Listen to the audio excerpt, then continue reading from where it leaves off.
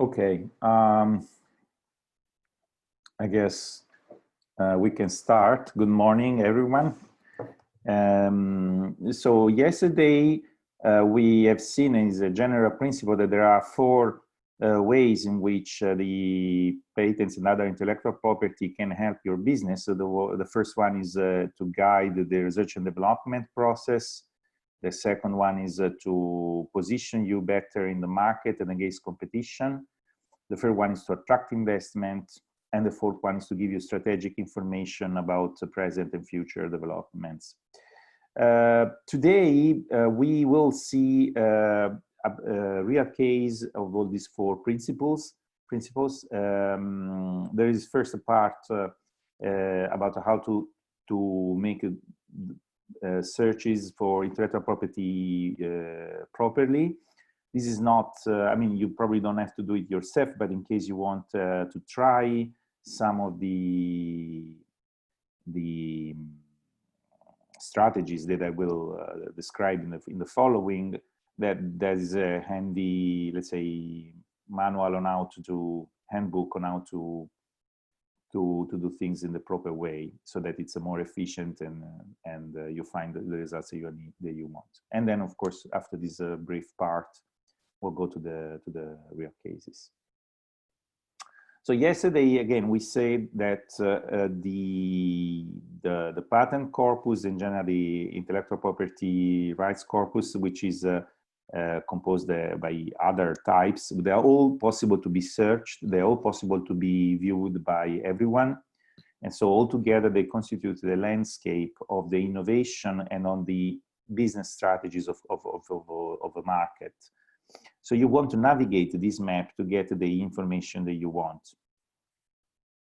And yesterday we also had this metaphor about, you know, the map helps you finding obstacles, finding new directions, exploring, and so on.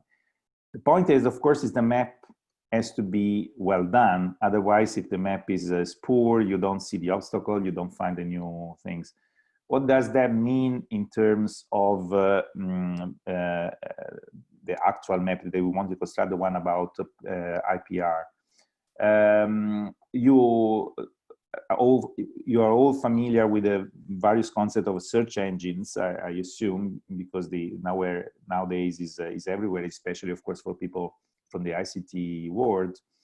And so, as in any other type of information retrieval task, meaning finding the information that you want, like more general things of searching things on Google, let's say, you have to choose the right keywords to find what you're looking for. And even if you use the keywords that are right to find what you're looking for, there might be a lot of dirt and a lot of noise that you don't want to in the results of your search. So the important thing to construct the map is to find exactly the right patterns that you need that are relevant for that area. So first of all, you have to define the focus of your search. You don't want to search, I don't know, if you're looking for a solution in agriculture, you don't want to find everything related to agriculture. You want to find exactly things related to that solution. So the first thing to be aware is the focus, the specific focus of what you're looking for. Otherwise, you'll be overwhelmed by the thousands of results that you get. Then there's a concept of recall. For those of you who are familiar with the information retrieval, they already know, but in general, this parameter tells you that your recall is the percentage of relevant documents that you are actually capturing with your query over all the total relevant documents that are there somewhere.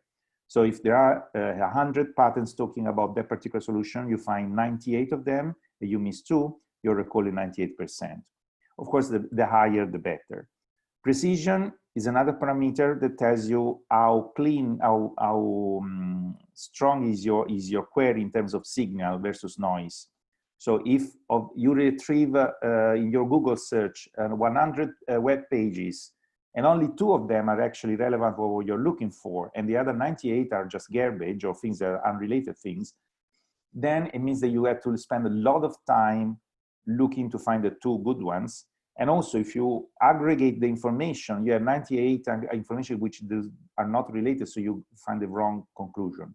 So either you have to spend a lot of time in cleaning, either you got the wrong things. So precision is, of course, it's very important as well as a recall. And you want it to be as high as possible. Ideally, you want to find all and only the documents that are relevant for your focus. This is easier said than done because it's already difficult with Google or other search engines for web pages, but consider the patent documents have other types of issues which are make things even worse. The first one is that, okay, some of course are in common with, there's so many of them, and it's not, and they use a language which is rather similar between themselves. So the first thing is that you really have a lot of documents. Another thing is that there's, okay, skip, the signal is not necessarily the document itself, can be a part of the document. And the rest of the document is noise, and create noise because of prior art description. So this makes things even more complicated. Okay, forget these other two, let's move to this. Another complication is that maybe you want a specific technical solution, but in the patent you find very often all the possible technical variants. Do you want them all? Then you have to use the keywords in your search in a way that is able to capture them all. It is not that easy the way things are written, because as yesterday I mentioned, an engine can be described as a device that uses fuel to produce motion, whatever. So there are really a lot of different ways of saying the same thing, well, doing the same thing. And you have to capture them all if you really want to find all the possible solutions. Also, of course, there's the problem which is also common with the web search engines. They are written in natural language, and natural language it's fuzzy, is ambiguous. There are alternate spellings, there are terms which are synonyms, but you don't know all of them. The patents use a lot of technical slang. For example, it's very common that the things is called in Japan, the same thing, gas turbine, is called the turbo gas machine in Japan and the gas turbine in the United States. So you have to know the two technical slang as well, and so on. Another point which makes things a bit more difficult than standard retrieval is that quite often companies do not want their patents to be found by competitors. So they intentionally use very obscure and ambiguous language or expressions. It's very common that you use this, instead of saying the thing as it is, like engine or as yesterday I told you, windscreen for cars is called window, and put maybe in another classification, another class of the classification, like buildings. So even the name, you can say, okay, I want to find all the patents of, I don't know, Microsoft or international or IBM. The point is that, okay, they usually, Microsoft, IBM do not have this policy. They have a problem of different spelling. IBM is actually International Business Machines, and you can find the acronym IBM, you can find the full name with the company, you can find the subsidiary. So again, to find, it's not just the language, it's also the way, the metadata. So the company's name can have hundreds of variants. There might be, even as a misprint in the name may get you losing that patents because it's not written in the way you search it. And sometimes the SME do not want to be found, so they use subsidiaries, they use companies that are controlled by them, or they just leave the patents on the inventor. So the inventor is also the assignee, but of course the inventor works for the company. And when it's time to sue a competitor, then they may switch the owner of the patent also from the formal point of view. But before that, it's impossible to connect. Well, it's not impossible. It would take to understand that the inventor is working for that company, and it's possible that it's more complicated, of course. But if you just look at the assignees, you cannot connect that patent with the owner. So if you put all of these things together, is actually quite tricky to identify all the patterns that you want and not the noise. In any case, If you want to try, there is an exercise at the end that I will leave you at the end of this lecture, where you can try to apply. So if you want to exercise yourself in using the landscape of patents for you to help your business or your research, you may want to also make some good search on.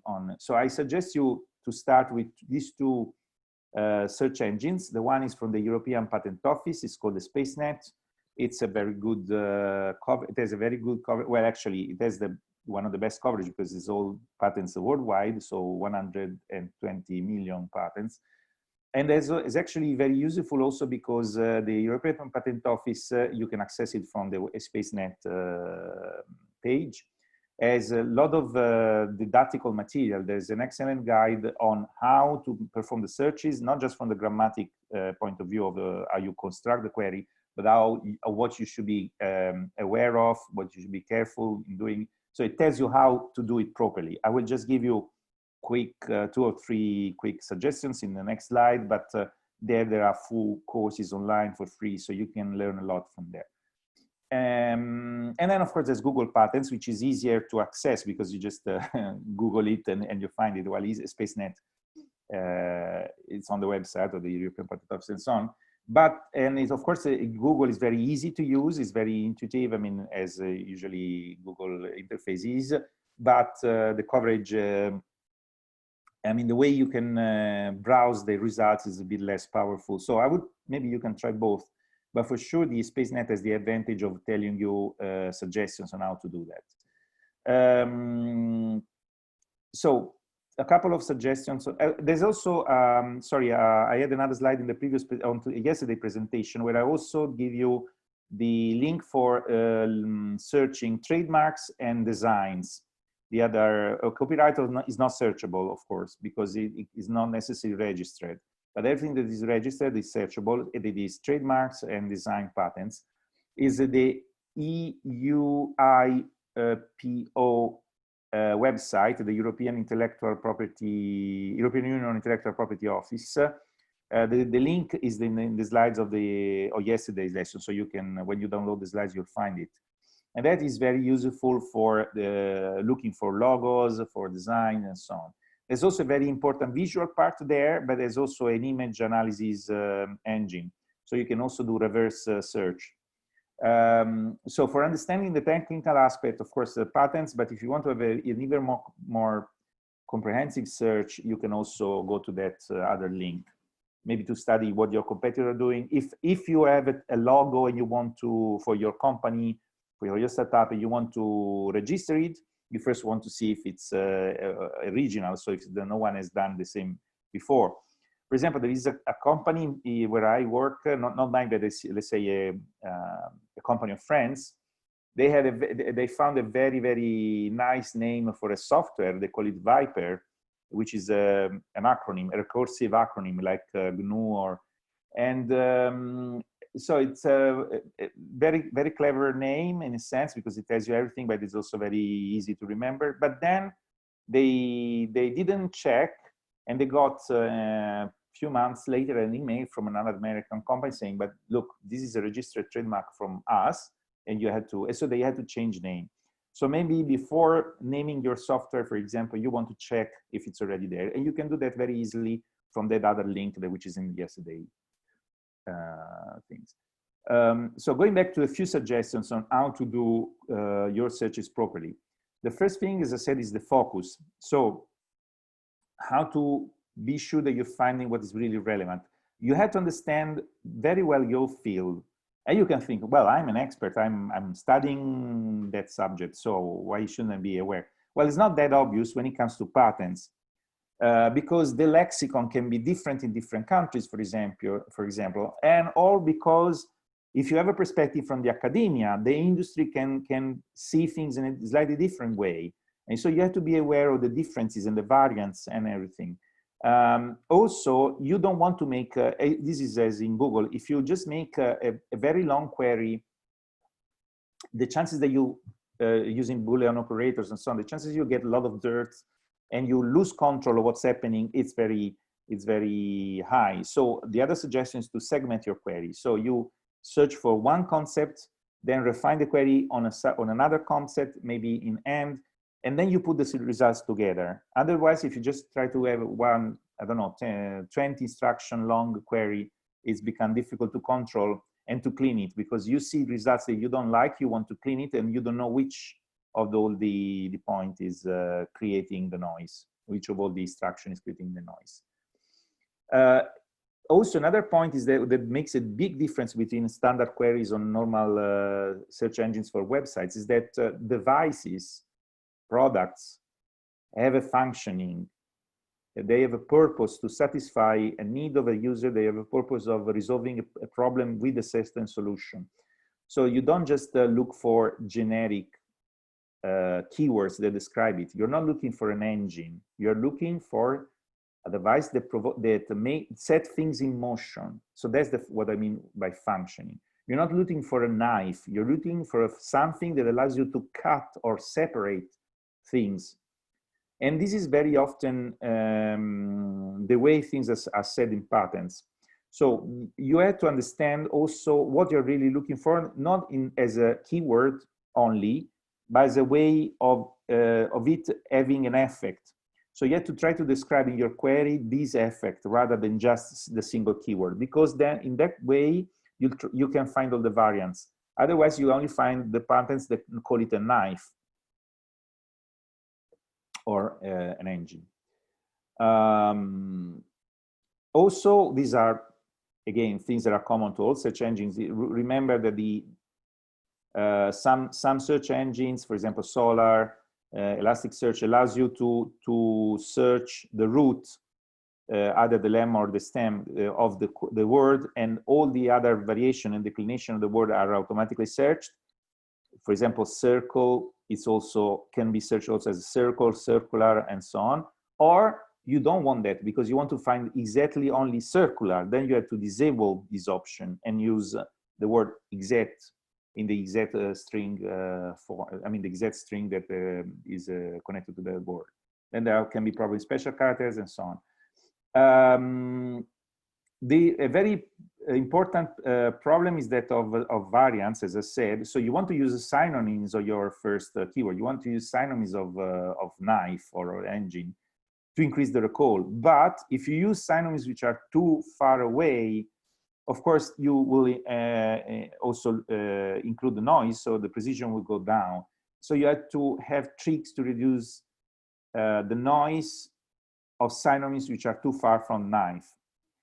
This makes it even worse because some words have more than one meaning that they are not related to each other. Take, for example, can. In gas turbine, the can is a type of combustor. So it's something where things burn and produce energy. It's a can combustor, it's called. But the problem is that if you look only for can in patterns related to gas turbine, and you want to find patterns related to gas turbine, the problem is that, as you know, can is also an auxiliary verb in the English language. So it's basically everywhere. So if you only search for can, you may end up with 120 million patents as a result. Even if you're able to avoid that, there's also a technical meaning for can in ICT. It's a can bus. It's actually in food industry is the tin can. And in general, any cylindrical container can also be called can, not just the one for gas turbines. So if you want to narrow it down to gas turbines, you have to be aware of this old polysemic meaning there are more meanings for the same written word. Polysemy, and this is how it is called in linguistics. So again, you have to be aware and try to find a way to disambiguate your query. These are the difficulties. There are also something that helps you in disambiguation. You don't have, in patents, differently from websites, you can not just use keywords, you can also search other fields with respect to the text, which is, for example, the name of the inventor, the name of the assignee, the classification given by the European Patent Office. There is, okay, I'm not going to detail, but let's say that each patent belongs to a certain class, like agriculture, automotive industry, and so on, just to be simple. And also the patent has a structure. So if something is in the title, in the abstract, and the claims, has a different meaning and importance if it's somewhere else. And you can search all these fields separately. So by combining the metadata, so who's the inventor, you can, for example, be able to disambiguate the keywords. For example, can. Okay, for the auxiliary verb, you have to find other solution. But for distinguishing between ICT, canvas, and gas turbine, you just use the classification, and so on. But again, this is not always as easy, because this classification is called IPC, and now it's become actually CPC, Cooperative Patent Classification. The problem is that, of course, as any classification, first of all, is not perfect for every use, and secondly, is not updated every second, and technology is evolving very fast. So is actually, if you see this plot here, these are patents, the distribution of patents across different CPC classes for the topic of bioinformatics. Actually, the class of the IPC that is called bioinformatics is the one to which the patents are indicated by this red arrow here. So basically, if you had looked at only for the class bioinformatics, you will only got a tiny fraction of the whole patents that are dealing with bioinformatics. Since it's a transversal and rather new branch of science, its patents are scattered among many other classes like agriculture, biology, computer science. Bioinformatics proper is a very new addition, and so it got only a few patents. Also, another reason is because company, as I said, sometimes to hide their patents, they file them in different classes than they should from the technical point of view, and so on. So it's tricky, but it can be done. I told you some of the issues, and so if you are aware of that, you should be able to construct a good landscape or find the information about your technology that you're researching, or you want to create a business out of it. This is just to show you an example of what a SpaceNet provides you as a result. Also to highlight, as you can see, that you can search for, okay, sorry, I'm not able to highlight on the PDF, but there's the inventor, the applicant, which is the assignee, there's the date of publication. Maybe you don't want things that are too old, for example. There's the classification, CPC, IPC. This code stands for some topic like agriculture and so on. So you can use all these metadata. And these, as you can see, this is another screenshot from a SpaceNet. Every patent, this is the result of the query, and then you go to a single patent and you see, for example, bottle can be found in the title, can be found in the text, and you have all these available fields to query on. So by playing with these ingredients, you'll be able to reduce the noise, disambiguate keywords, and so on. Okay, this introduction was just in case you want to practice that yourself. You have some handy tools to do it properly. Now we go back to the main flow or reasoning, which is how the intellectual property rights can help your business or your research. The first one, of course, not all of them apply to research, but for example, this one for sure. IPR, as we have seen yesterday, are a tool that allows you to study the state of the art of a certain technology, of a certain research field. They may highlight results that are interesting to be researched that are not known anywhere else.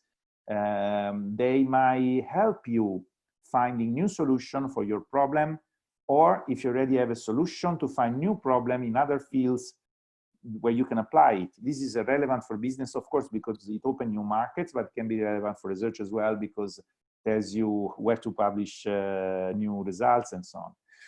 So this is the first of the four, is patents, how patents can help innovation. I'll show you an example on the business side, of course.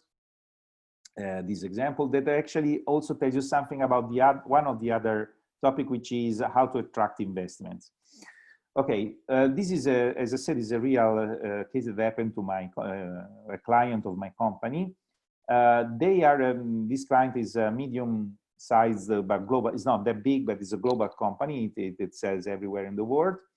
They had already invested 2 million euros in developing 2 devices in the biomedical field. The devices were very innovative.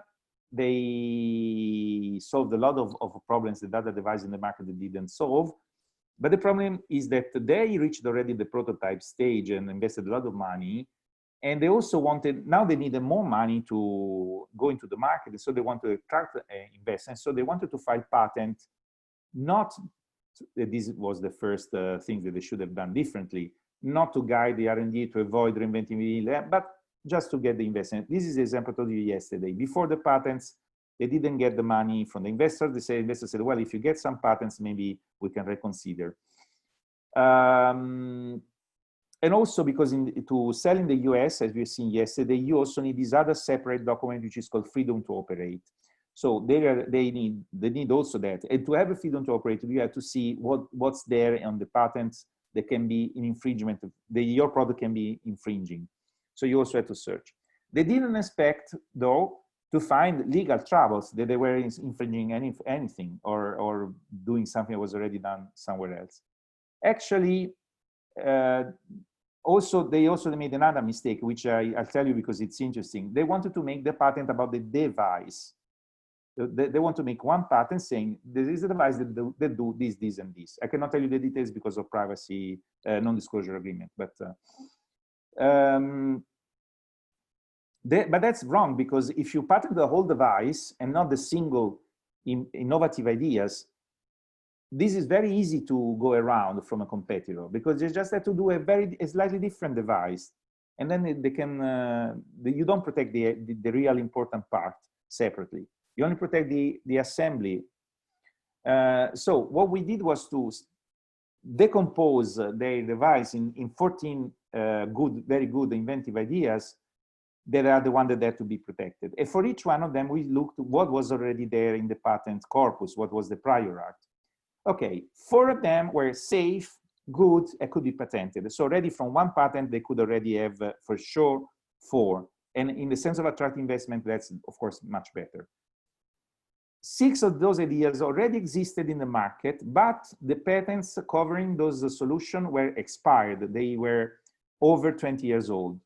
So these solutions are safe. You can produce it without anyone making trouble, but you cannot patent them because they are not new. Okay, so far so good in any case. They don't get patents, but they don't get troubles either. Now there are other problems. The 3 ideas of those 14 were actually an infringement of existing valid patents, still valid. So that was the trouble, because they could get 3 legal problems with, so what we had to do with them was to do the design around, and I'll show you what I mean by design around in the next slides. So we had to innovate more, using patent itself to guide the innovation, to make something that is different from anything else that is on the market. This is basically designing around. So around the patent, that is the obstacle, the existing patent, but by going around, guided by the map of patents, you reach an innovation that is not there anywhere else. So it's a new thing. So you create innovation by using patents. And then there was another one which was an infringement of a valid patent, but actually that patent itself should have not been granted because there was already so much prior art that patent were not new. So in this case, we could claim that there was no real infringement because the patent was not really a new one. And so you can still do the freedom to operate on that. But for claiming that, you need to have found first all the other prior art that invalidates the competitor's patent. Okay, I'll come back to design around. The 3 of them, we had to do the design around. Also, by doing this landscape of what was already there in the field that they didn't do before, they saw other gaps in the technical field that were not covered by anyone, so they could improve even more their device. Also, they could also see some of the problems that they had that could be solved by importing solutions from different fields. So by looking at all these, they actually designed not just 3, but 6 new solutions.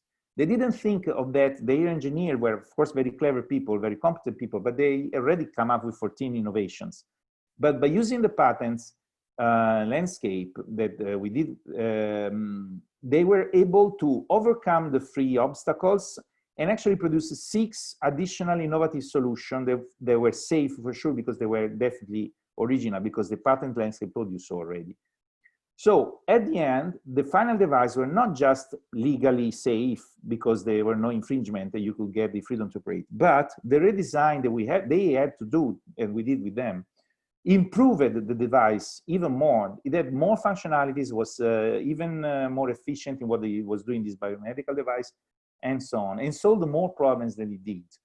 And all of that in a fraction of the time that it took them, and of the money that it took them to arrive with the original 14 inventive ideas, because the patent landscape guided them very efficiently on the results. So in 2 weeks, 3 weeks, I don't remember exactly, but it's a matter of weeks, we ended up with 6 more solutions. The development of the prototype took almost a year for them. So in the end, they could file 7 patents instead of the original 1. They had the full freedom to operate. With these 7 patents, they went to the investors and they got $2 million extra money for the launch to the market of their device. Actually, this slide refers to something that happened a few years ago. Now it's not just the 3rd variant of the way. As of today, they have 5 devices of similar type on the market. They're a very successful company. By the way, I've invested in it, so hopefully they will keep growing.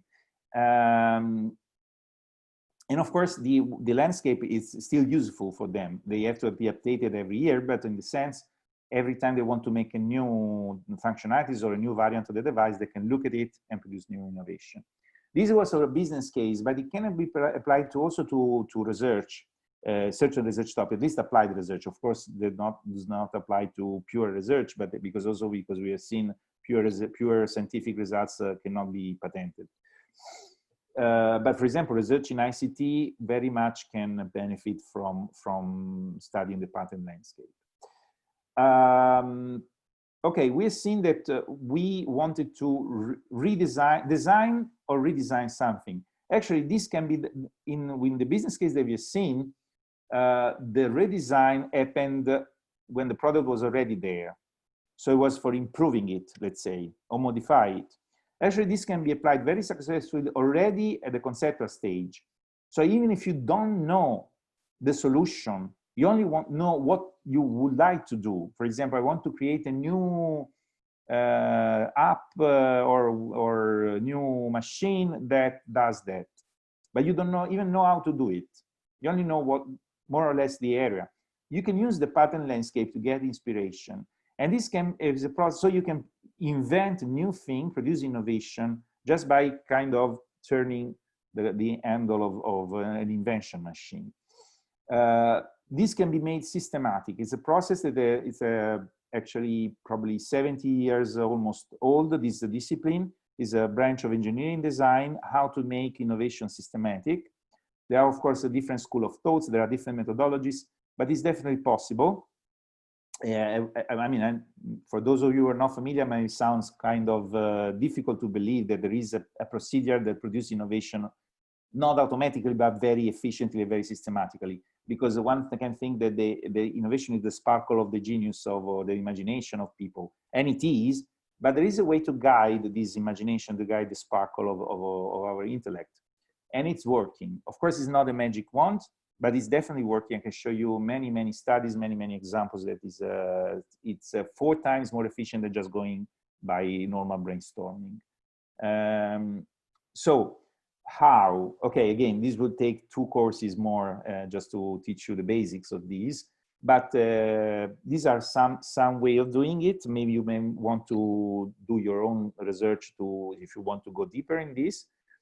Okay, the first thing, of course, is the patent landscape, because it tells you the white spaces, so where no one has gone before, to boldly go where no one has gone before, or the crossover, so where you can find solution to your problem in other fields and so on.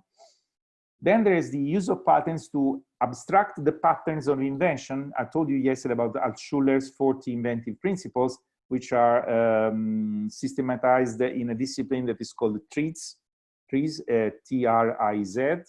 theory of inventive problem solving. And the title of the book where he published the first time this 14th mental principle is called Creativity as an Exact Science. Again, if you ask the man in the street what is creativity, he would say, well, it's something that is not a science, it's something that is not exact, for sure. Actually, creativity, at least in the field of science and technology, can be made systematic and in this sense exact. For example, by applying this 40 principle, as I told you yesterday, for each type of, if you're able to modelize your problem in abstract terms, then there is a Schuller gives you a prescription to find the 2, 3, 4 inventive principles that solve it in abstract terms. Then what you only have to do is to understand the abstract principle, how it can be embodied in your actual device. So if it's joining, you have to find out how to join it physically, but that's rather easy. And then you find a solution and you apply it and you see if it's successful on the market.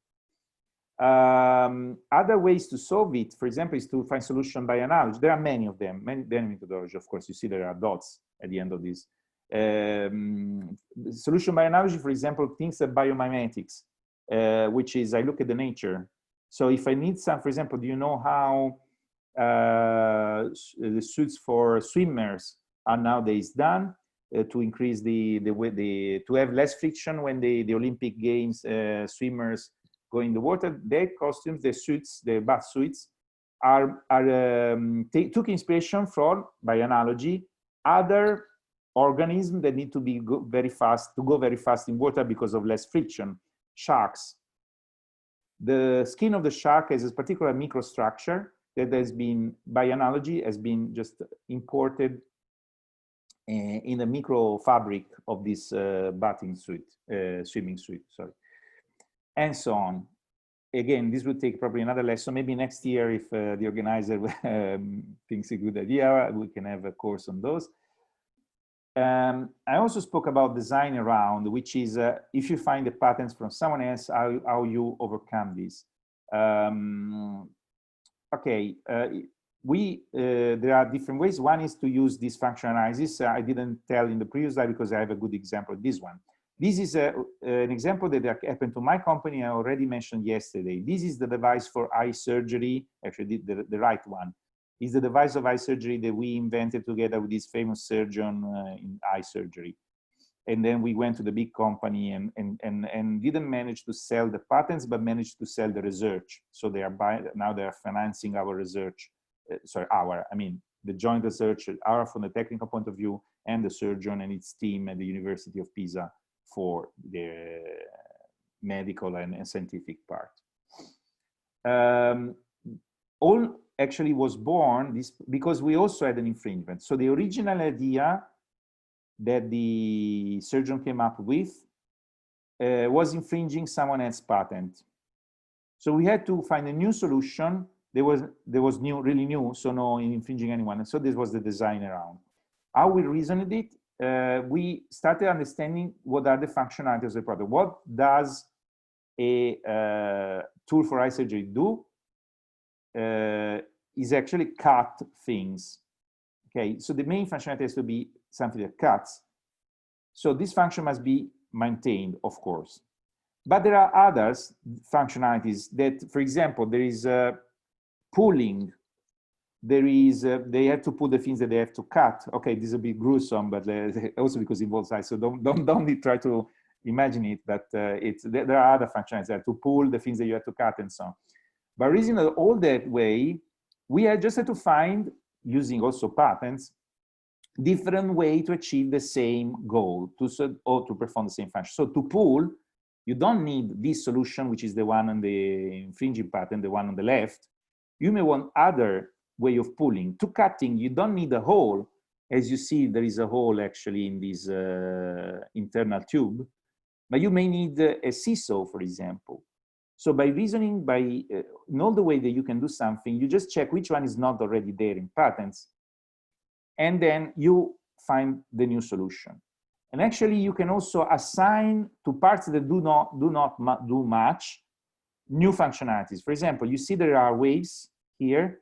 because of course we also gave the tube, which is not doing much, is the only support function, another functionality which is an alternate vibrating movement, which helps actually doing things with less stress for the human eye that is under surgery. And so we removed one of the harmful function that was done by the other device. So by understanding how things work, basically, you act on every single useful things to increase it, and on every side effect which is negative and not wanted to decrease it, by finding different ways of doing it or having it done by different part of the device. And this again is guided by the patent analysis, because it tells you what is already there, what is not there, but you know it can be used because it's in other fields is used. For example, the seesaw with respect to the whole cutting hole, and etc., etc. Again, this will be a course in itself, how to do that. But just to tell you that it's a very clever way of guide R&D in the technical field, but as I said, sometimes also in the applied science field research. And also, as I said, you don't want to do it only when you have to improve something that is already there because maybe of the infringement of patent. You want to do it from the very beginning. You can create a new business or new research areas just by using this strategy, making systematic the innovation by first studying what's there in the patent landscape. In this way, you get idea for new devices because you understand the problems that has to be solved. You get ideas for new designs, new products, because you see other ideas that are not perfect, that are not yours, but they hint you in the right direction, for example. And of course, by design, by the beginning, you don't run into any obstacle because you know where you cannot go. As I said, and we'll see examples of crossover. You can import solutions from different sector, and you can also, it also helps you to identify what you also need. Let's say you have a good idea, but go from one idea to the market, there's a long path, because the idea itself maybe is not easy to use. I mean, the device that you realize at first is not perfect for the market because maybe it's not easy to use. I mean, it solves that particular problem with that particular solution, but to be something that people use every day, you may need some side positive function, like a good handle. So a hammer that is very uncomfortable to grip is not a good hammer, even though it makes its function of nailing the nail into the wall.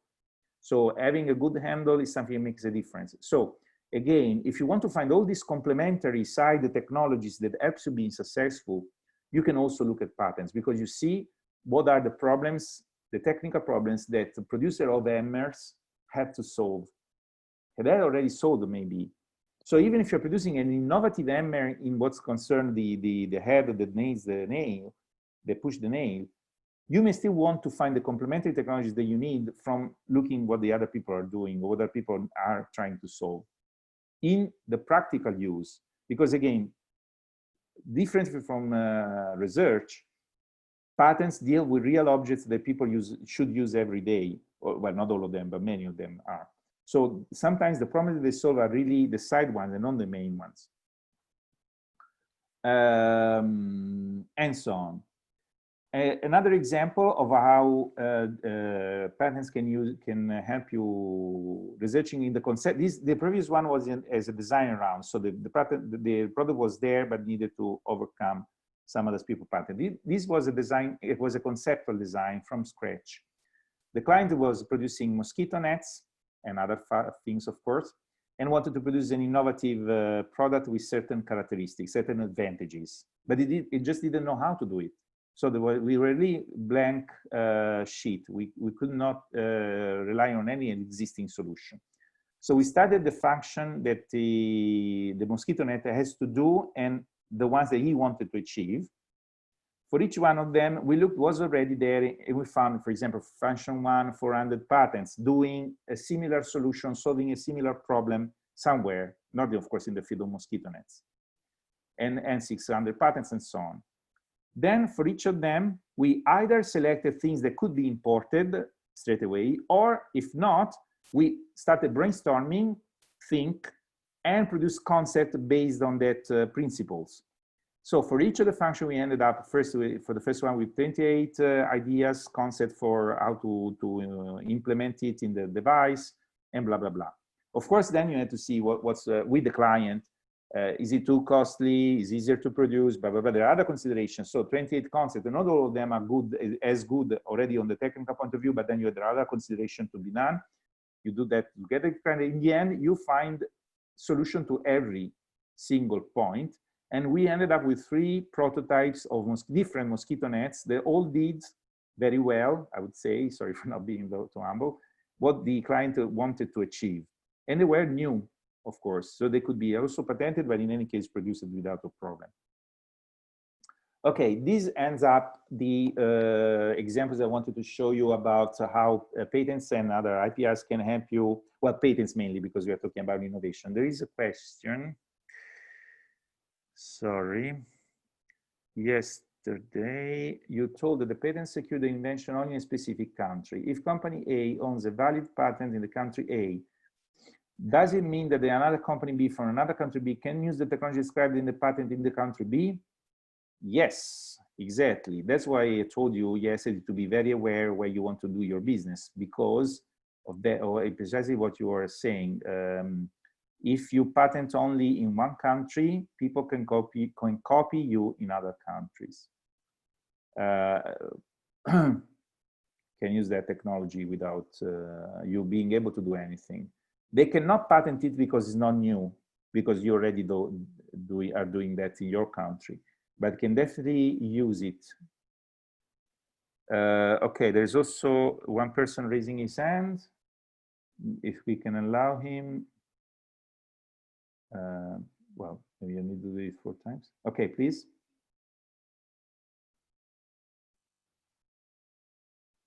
You can talk, but your microphone is mute now.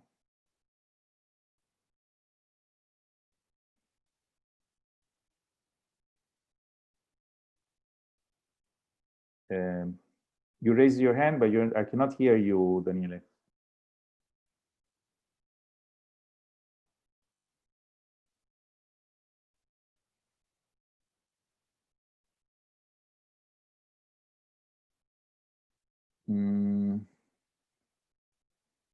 I cannot hear the question from the person who raised the hand. So I don't know if I can do it already or.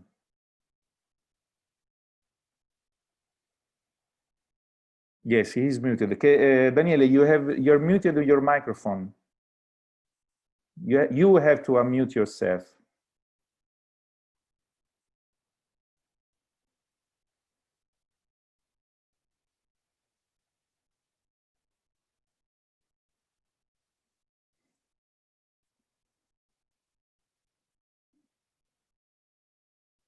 Daniele, you raised your hand, but we cannot hear you because you muted your microphone. Okay, maybe it was just a mistake to. Okay, I keep going. Of course, if you want to ask a question, just do it again. Okay, either raising your hand again or putting the question in a question and answer side. So now the second way in which patents can help your business, which is competitive intelligence. So understanding what the competitors are doing, preventing their moves, and maybe making your own as well. But first you have to understand, so it's intelligence in the proper sense of the word. I mean, understanding what's going on and getting relevant information. There are very easy, it seems strange that, you know, in intelligence, one can think, you know, 007 style ways of getting information, so something which is rather difficult. Actually, patents and other IPRs in this respect, also logos and design, allows you to do it in a rather simple way, to find information on what are the hidden strategies of your competitor. Well, not always hidden, but let's say, as we said, sometimes you get it in advance, sometimes they didn't tell you anyone, but they still have to patent. So the strategies of your competitors. Okay, let's start with something which is not necessarily a strategy, but is very important to understand. For example, if you have a startup and you want to enter a market, you can do this very simple chart. And look at the last one is about the field of bioinformatics. Patents, who owns patents in bioinformatics, and the right one is who owns patent in gas turbines. The violet is big, large enterprises, multinational corporation, whatever you want to call them, so big players. And then there is a small research, single inventors, the other colors. As you can see, the right one, gas turbines, is a very mature market. It's dominated by far by big corporations. And actually, one of them, General Electric, owns half of the patents. So this tells you that there is a very mature market, and entering it for a small player or for a single inventor is almost impossible, at least as active market players. You may try to sell your patents to the big players, good luck, but for sure it's something that where if you don't have a lot of investment, and the innovation that you can do is incremental only. You cannot do usually breakthrough innovations. So it's definitely a market which is very, very difficult to enter. The opposite is true for bioinformatics. You see the amount of small and public research owned patents. So in this sense, it's a very growing, is a non-mature market, is actually a market in its, let's say, not infancy because it's there since 20 years, but growing stage. So there's plenty of space for everyone. And here the business opportunities are much greater. This does not mean, of course, that if you are specialized in gas turbine, you should not try, but your strategy has to be different. Because there in bioinformatics, a startup can scale up and become a unicorn, whatever.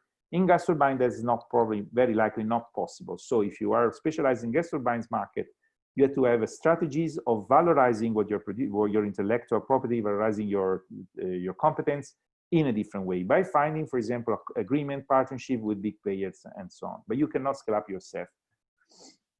Or it's very, very difficult to do it. Another way of understanding the market, for example, let's say from the point of view of who you want to partner with, or who you want to invest with on, or who's stronger in general in a certain area. So let's analyze. This again is something. These are very basic. You don't need even to use keywords. You just have to select the field you're interested in, and in this case, in the previous case, the name of the companies to group them in an Excel file.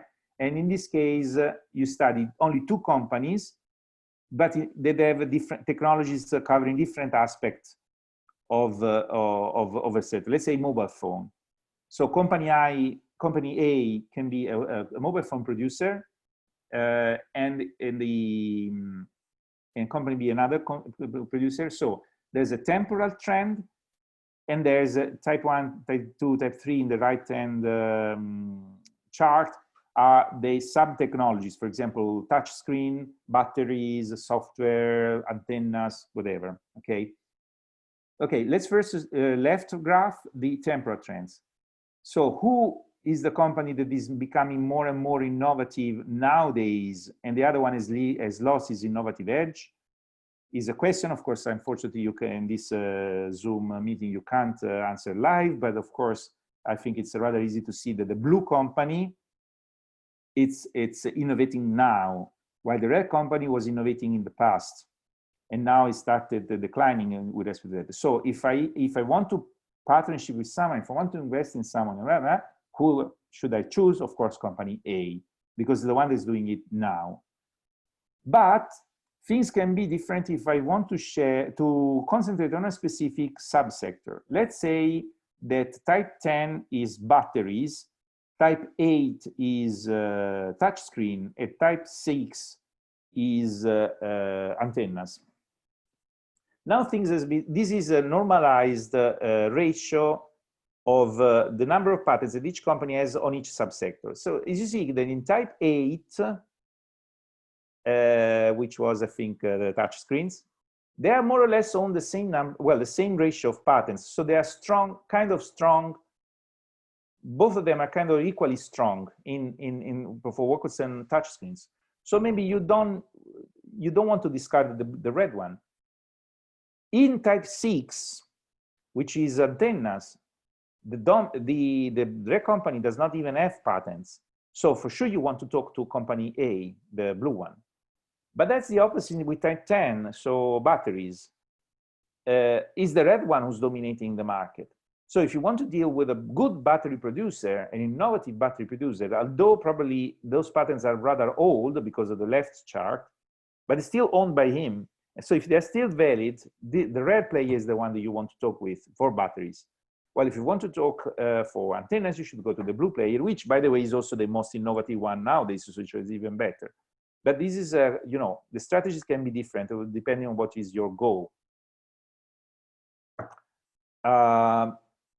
Okay, now let's have another scenario. You want to have intelligence because you want to choose which technology is better to be adopted by your device. Let's say you produce mobile phones and you don't know which kind of electrical battery is better. Let's say the lithium battery, there's, I don't know, cadmium battery, there's small batteries, big batteries. This is not only the chemistry, can be other factors, liquid electrolytes, solid electrolyte, whatever. This is actually, one client of ours asked this not for mobile phone, but for electrical cars. So it's also, this is a real case. Okay, there are many things to be considered. There is the price, there is also technical aspect. But very easy things that can be done is to look at the temporal trends of each technology, sub-technology, so each chemistry, each type of battery. So you see here, and you can do that for each asset, but this is an aggregator of the technology regardless of who's owning the patents. So Tech D, this one, the fourth one, is booming nowadays. Tech B, for example, is declining. Tech A is having new life, but Tech G is minimal, and so on. So just by looking at that, you have competitive intelligence, so understanding which one your competitors are researching. That can mean many things, of course. Then is a choice, it's a business choice, but you know, at least it's an informed choice. Because if everyone is researching Tech D, maybe you don't want to get behind them, your competitors. You need to research it as well. Or on the other side, you can say, okay, everyone is on Tech D. If I find a technology that is as good as Tech D, but no one is owning it, I may have my competitive advantage having a portion of that market. So of course, these considerations are part of the business mentality of the business, taking risks. But to have information, this is a very easy way to get a comparative picture of what the technology. Of course, you can go deeper. You can try to understand the semantic content, the technical content of each technology. And usually you want to do that to understand, for example, in technology D, what are the problems that are still to be solved, and there can be a problem that are contained in patents. In Tech A, are these problems solved in Tech A with respect to Tech D, and so on. So you create a map of the problems of electrical batteries, you create a map of the solutions, and also can decide which one is better for you, for your particular case. But again, for doing that, you need to first have the map. Fourth way of deciding strategies, or at least understanding the strategies of your competitor in a rather easy way, just by not looking at keywords, but which are, of course, they require a query, which are more, but only another metadata, which is the geographical location of assignee. Actually, two different things. One is the geographical location of assignee, and the second one is where they patent it, their patents, and is the next slide. You can, and this connects to your question of before. I mean, since protection is where you want to do, you ask for protection where you want to do your business. You can imagine how important to understand where people get protection. This is next slide. First, let's concentrate on this one. This is where the assignees have their headquarters, or the assignee that is filed as his address, let's say. So the geographical distribution. For example, let's say that for a certain technology, mobile phones, you got a lot of assignees. I got in China. There's a HubSpot of assignees in China. Well, that's understandable. China, it's a an economy that is investing a lot in mobile phones. And the same, of course, is true for United States. So those two red circles are very easy to explain and just tells you something which is already known in a sense. That is, technology is there, investments are there, blah, blah, blah. But then there is, for example, the case of the blue dot, the blue circle. Imagine that at a certain point in time, it appears a new HubSpot that wasn't there before. This is a clear signal that there is something going on in that country that is worth of attention. There is a new provider of technology, new researcher of technology, depending whether it's already in the market or not, that might enter the competition, and you were not aware of it before.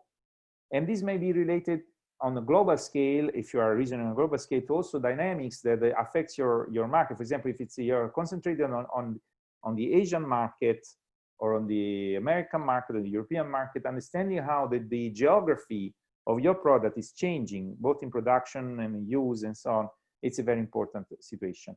Just for fun, I also highlighted the green circle, which is Caribbean island, Barbados, and so on. So what the question that I usually ask people is, what is this? This is a signal. There are companies that are at their quarters there. So is this a signal that the new technological HubSpot is appearing in Barbados, or is a signal of something else, which is not relevant for technology, but relevant for other considerations? Again, unfortunately, you can't answer, but maybe you have guessed that it's a tax haven reasoning. So the companies are there for tax reasons, and that's an indication that might be useful not for the technological point of view, but to understand a certain dynamics, maybe also to prevent them if you are an institute, part of your government and so on. Now we come to an even more important way of using geographical information. This is each company where they are extending the protection, where they're filing patents. So for example, we see the company A doesn't have many patents, but is only interested in filing in the United States, worldwide protection, but then you have to see which country is applied to, and European Union. So this is probably interested only in those two big markets, European Union and United States. While, for example, company N, apart from having more patents, or M, they have more patents in general, but they're interested everywhere. They're also interested in Australia, in Korea, in India, in Japan. So this tells you what are the interests of companies. This can be a static picture, so just tells you which one is a global and which one interest, which one is focusing on specific market. But it's even more interesting if it's become a dynamic picture, changing over time. So if a company A is only interested in, until 2015, was only interested in the US&P, and suddenly starts to extend or file new patents in China as well, so there appears a new dot here. This is a clear indication, sometimes years in advance that the real things happen, that they want to extend their market to China, either production or selling products into China, so that they need. There is a question, when and under which circumstances it makes sense to register the patent in all countries? As I said, you don't want, each country is an additional cost. So the consideration you want to do is where will I be doing business, where I will do business, meaning either produce things or sell things. If I will produce things in, say, Belgium and sell them everywhere, you still have to patents everywhere. If you produce them in Belgium and sell them in Belgium, and you don't care being copied by someone else elsewhere, you just file it in Belgium. So where, it depends on your strategy. Of course, the problem is that your strategies may change. If you're successful in Belgium this year, you may want to extend to the world the next. So what can you do? And this is for the when of your question. Well, actually, the patent legislation is quite helpful in that, because I didn't tell you yesterday because it's a technicality, but it's relevant to your question. You first file in a country, let's say Belgium, the first year. you have 1 year time to extend these patents somewhere else before it's not possible anymore. In that year, and if you extend it during this year, you can still claim the originality from the Belgian patent. So the date you filed it is valid even for the extensions. So if you are the first in Belgium, you are the first in the world in any case. But you have to extend it. But you have, okay, but you have 1 year to test your product in Belgium. If it's successful and it makes sense for you economically and business-wise to extend it in the world, then you'll do it. If in that year you see that your invention doesn't produce revenues, you can just skip it, abandon it, and you don't have to spend money for the extension in another year in other countries. So it's of course 1 year might not be enough, but you have to try that to be enough to have at least a good guess on what you should do in the rest of the world. So if your strategy is already clear, just patent it where you need it, where you want to go doing business, either production or selling. If your strategy is not clear at the moment, you have 1 year time to make up your mind, file in your country where you are at the moment, and then decide what to do in 1 year time. So these, but for sure there are not many circumstances in which you want to patent in all 200 countries in the world. Unless you want to do business in Vanuatu Island, I wouldn't pay the fee for Vanuatu Island, for example. It's also not just a matter of where you want. Let's say I want to sell everywhere, of course, maybe if I can, but some countries are more business-wise make much more sense than others. Also because the risk of being copied in Vanuatu Island, it's really small, while the risk of being copied in a big economy is much higher. So sometimes it makes more sense on the business point of view, even if you want to sell everywhere, to patent only in the major economies, major technological and economical developed economies, because that is there where the big market is, and that is where the competitors can copy you easier, in an easier way. You may skip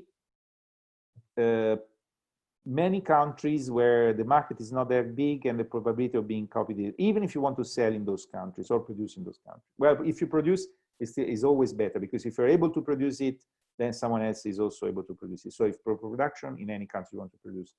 And there was another thing I want to say about this. Okay, I don't know. Anyway, I think this should answer your question. Okay, going back to the slides. There is a real case that I can tell you. There was an automotive company, a client of ours, that was asked us to monitor the competitors, and we noticed that one of their competitors started to patent things in Brazil. And we told them, look, they are probably going to move to Brazil with their business. And our client said, no, but this is not possible. They're not there. They don't even have a factory. Why should they go there? Blah, blah, blah. So they started, at first they didn't believe it. 2 years later, their competitor opened the factory in Brazil. So again, of course, patent almost always come first. Another aspect of competitive intelligence is not just seeing what other people are doing, but of course also spotting threats or identifying good opportunities for business. The point is that, of course, if you're in a business, you know what your competitors are and you monitor them already. But the point is that you may not be aware of new competitors, the newcomers, things that appears in the market. They can be really new, like startups, or they can be the so-called incomers. So other companies that are from different sector that decide to enter into your sector, or can be actually some of your clients or your suppliers that you consider them, you know, they're not a threat because they buy or I am buying from them technology, but they're not doing what I do. They're upper or lower in the value chain. No, but they may want to also occupy your market niche. So this is something that you're not aware of, and the patents can tell you that this is happening in advance.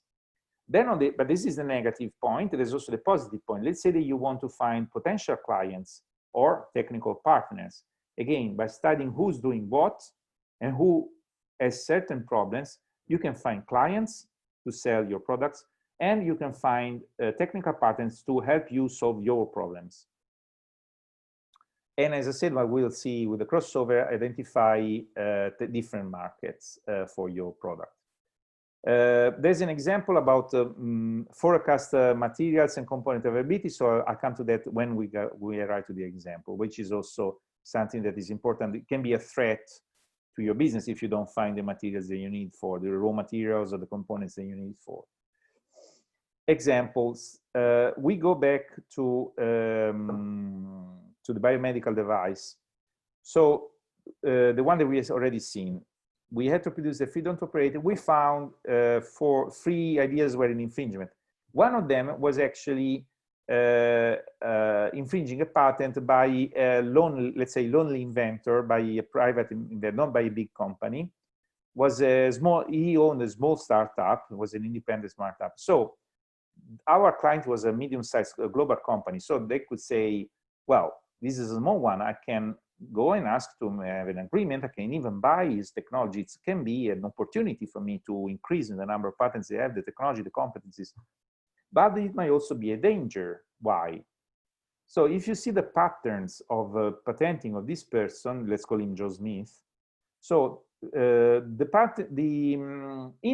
past, sometimes in the past, they already produced a similar device, the previous generation, the similar device. He patented it. He created a portfolio of patent. He launched it in the market with his own, with a small startup for the previous generation. But then when he demonstrated that the product was successful on the market and had the portfolio patent, he sold the startup to a big company, a competitor of our clients, who then reissued the patents on its name. So basically, he transferred the technology to the big, he sold the technology to the big client. Now, then he started to think, he's a clever guy, he started to invent the new generation, the one for which, and these are the green, you see those ones. The patents in infringement for our client idea is one of those green ones. So at the moment, he's the owner of this patent is this inventor in this small startup, but the patent is very likely the same. He will sell his technology after the successful launch in the market to the same big company as before, because he already has a links connection. So, and this big company is a danger, it's not an opportunity, because it's bigger than our clients. So you cannot bargain with them. You cannot have they will probably make a competition. They will use aggressively their patents on this new product. So the pattern of the past tells you what will happen in the future, and something that looked like an opportunity because of a small player is actually a threat because it will sell to a big player. So again, this is competitive intelligence for the future, not even for the present.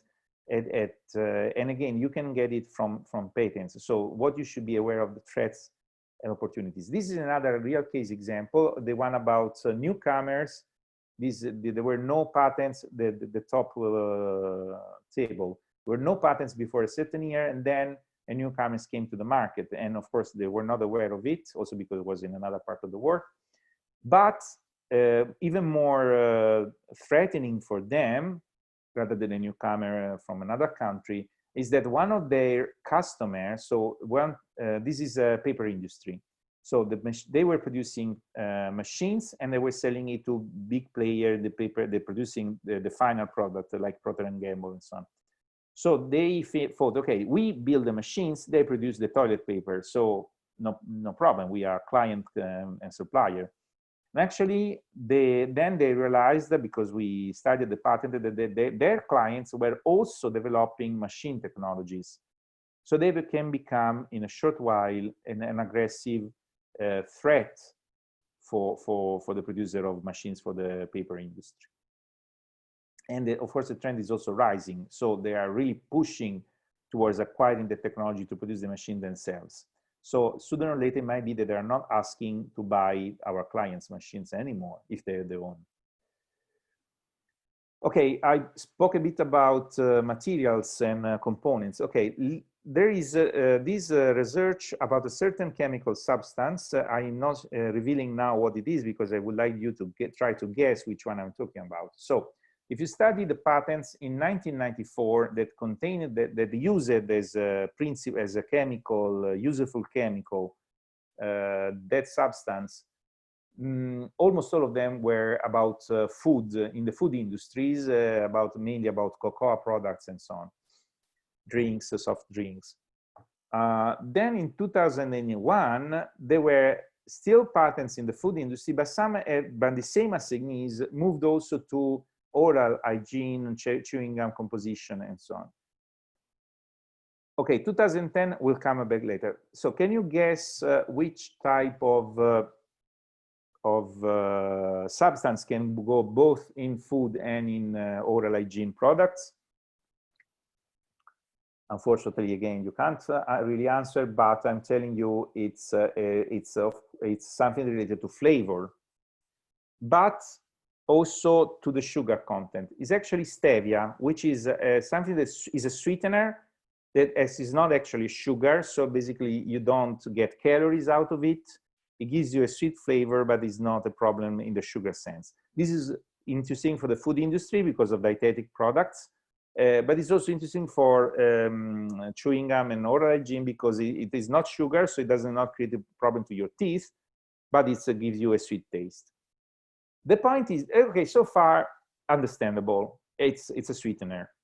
The interesting point of this research is that in 2010, the same components started to appear in patents related to buildings, construction, cement, concrete, heat exchange, by assignees which are definitely not in the food industry, but in the construction industry or other industries.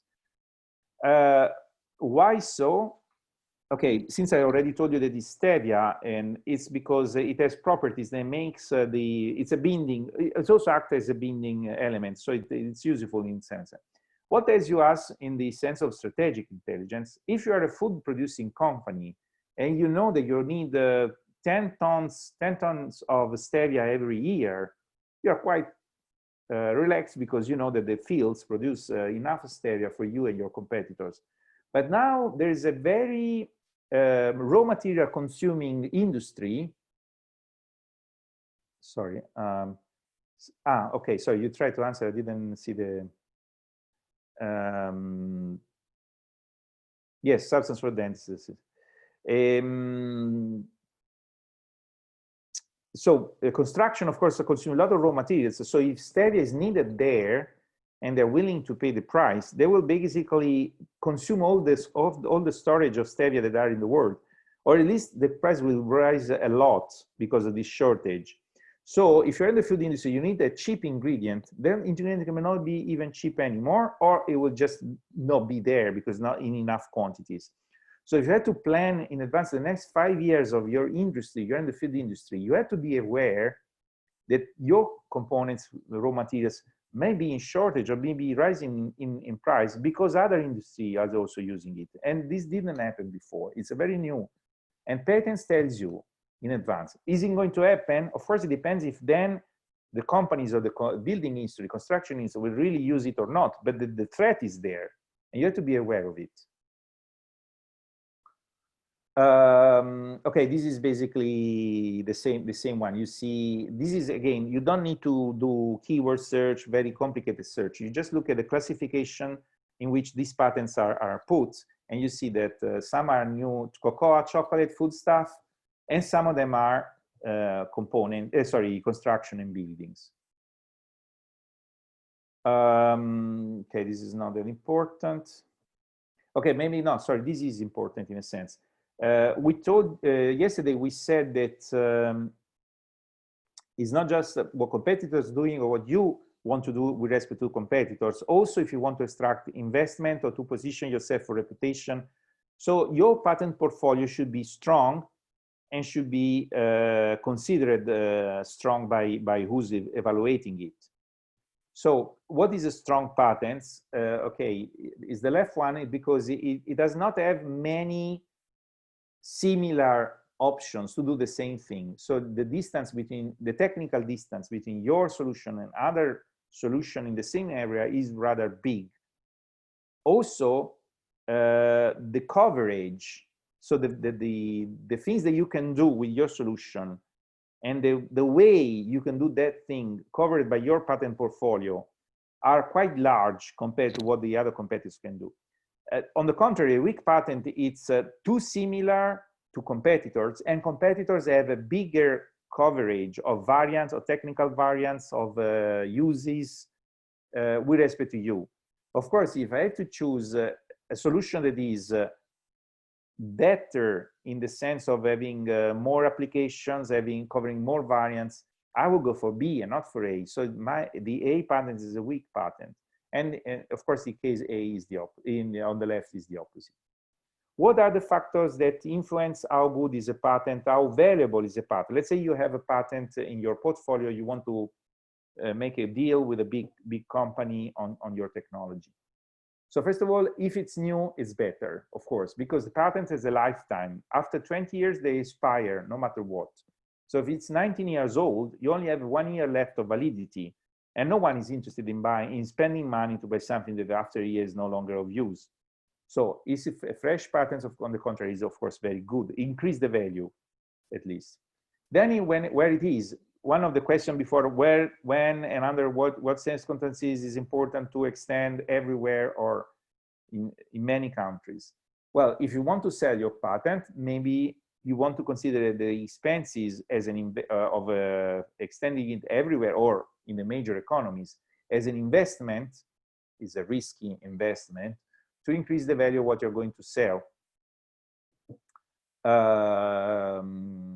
Again, you probably don't need to extend everywhere, but at least well, again, depends who you want to sell to also. You have to consider that. If we want to sell to a big player which is only interested in the United States market, there's no need to extend it in Asia. You can only, but it's very, very, very important to extend it to the United States. So let's say you have a European patent because you are in Europe at the moment. You're commercializing your product in Europe, but the player you are looking at is in the United States. You must extend your patent in the United States because no player of the United States will buy a patent which is not extended in the United States. But of course, if it's a global player, then you need to extend it on all the major economies to be more attractive. Does not mean that it's not attractive, is only in few countries. It just evaluate less. Maybe they will extend it somewhere else at their own expenses, but then of course the price they're willing to pay to you is less because they have to extend it on their own. Of course, you file an application, but it's the examiner who decides if it's a good patent or not. It's not you. So there is the application phase where you ask for the patent to be validated, and then when it is granted. A patent that is granted has already been validated by the examiner of the patent office. So of course it has more value. So if you have an application and you go to ask to evaluate your patent, you will get less value than if it's already granted. But then one can say, okay, but let's go with the granted patent. Well, the point is that you're not totally sure that you will be granted the patent. The examiner can say to your application, no, it's not patentable, no, it's not new, no, it's infringing someone else, so, and reject your application. So if you're not totally sure that your patent will be granted, you may still consider to have a lower valuation, but still go with the application. Or maybe because you don't have the time, you already get interested on when the patent is still in application stage, because you cannot control the time of approval for the examiner. It may be taking 2 years. So you cannot wait. So, but again, you have to be aware that the valuation of the application is less than that on a granted patent. A well-written patent has a better legal coverage, so it's definitely better, stronger. So again, you don't want to write your patent yourself. Usually, you want to write only the technical point of view to explain what the solution, but then you want to go to a patent attorney or to another expert person who can take care of the legal part for you, because then the coverage is, the protection is stronger and the valuation of the patent is stronger. And of course, if the patent is just a standalone thing that you did it because of, you know, okay, I have this idea, let's patent it, but it's not a part of a strategy, that's weaken it in many ways. What does it mean to be part of a strategy? First of all, it has to be related to your business strategy. The patent covers something you're already doing or want to do business on. It doesn't have to be just a random patent, because let's say you have a good idea, you patent it, and you want to sell it.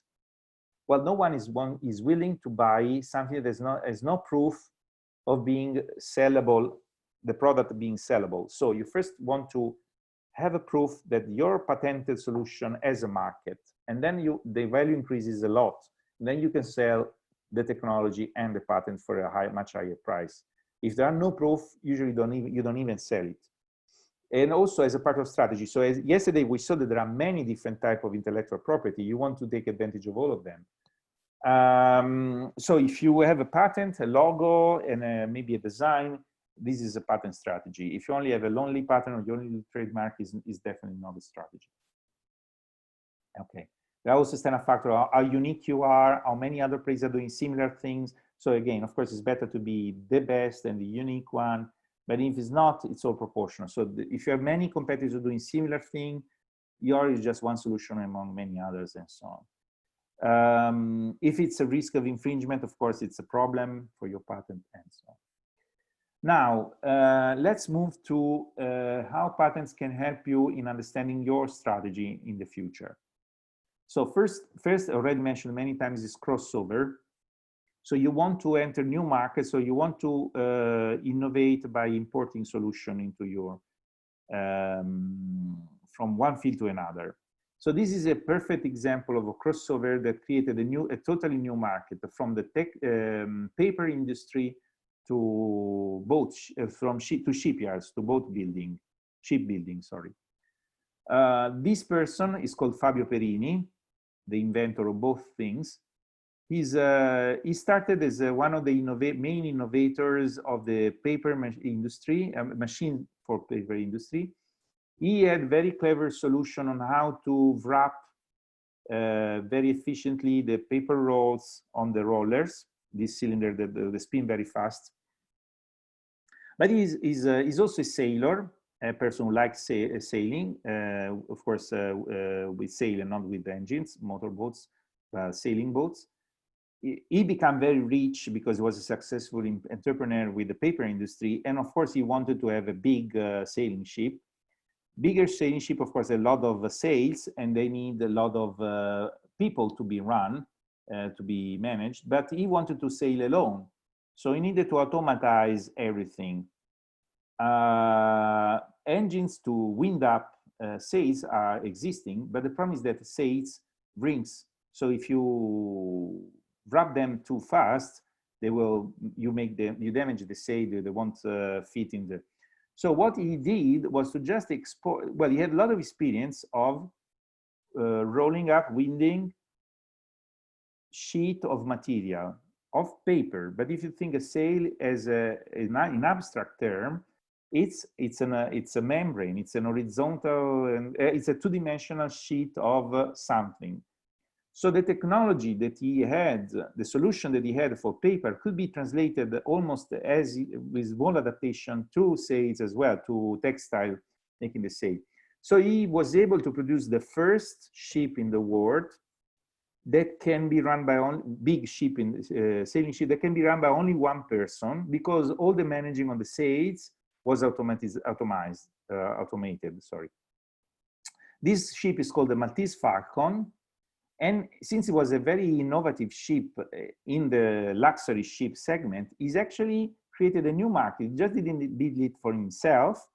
He entered in the shipbuilding business, and is selling this model of ship to many rich people in the world, making business out of it. It's not just for his own pleasure, let's say.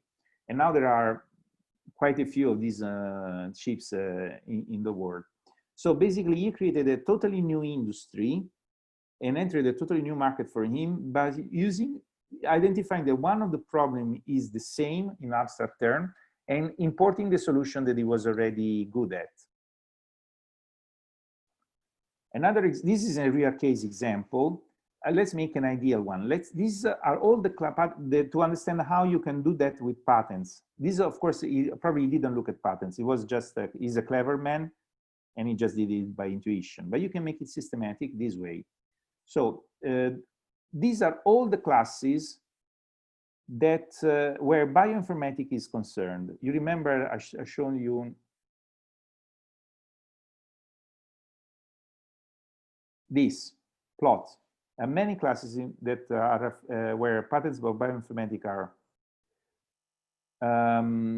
Now, let's say that you are in the first class. You're producing microorganisms using bioinformatics solutions, and you're starting a business. And I say, okay, man, this market is not that rich. Where can I use the same bioinformatics solution that I use for microorganisms and enzymes?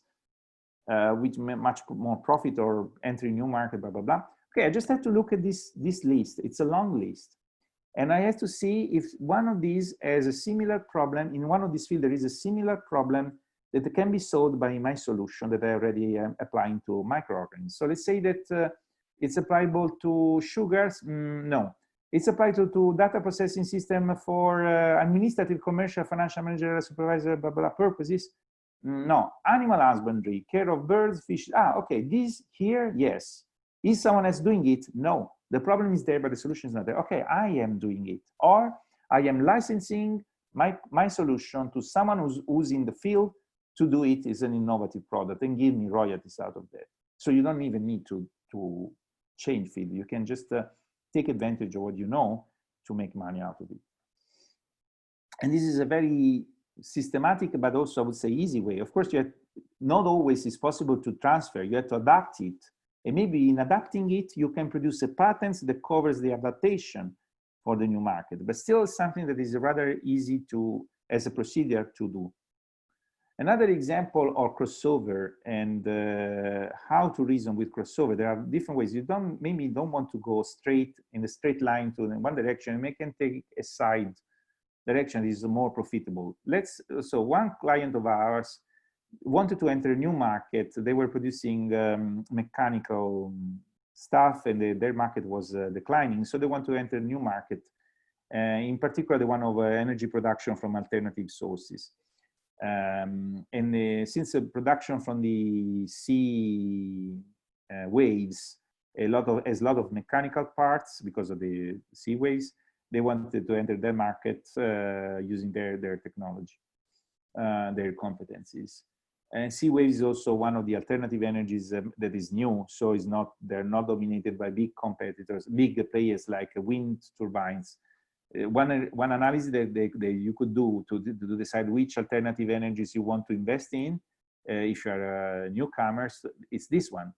No point to go into wind turbines because it's dominated by big players.